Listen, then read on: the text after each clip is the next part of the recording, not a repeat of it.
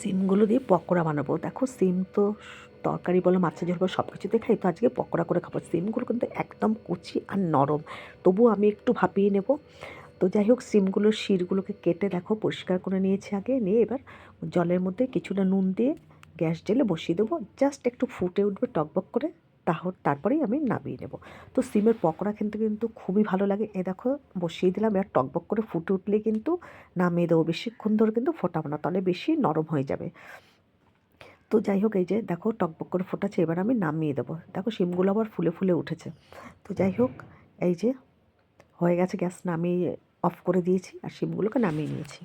তো একটু সময় জলের মধ্যে রেখে দিচ্ছি। তারপরে একটা ব্যাটারগুলো নিয়েছি, চালের গুঁড়ো, বেসন, নুন, হলুদ, কালো জিরে আর আছে এর মধ্যে লঙ্কার গুঁড়ো, ভালো করে ব্যাটারটা মেখে রেখেছি। আর এই যে সিমগুলো জল থেকে তুলে নিয়েছি।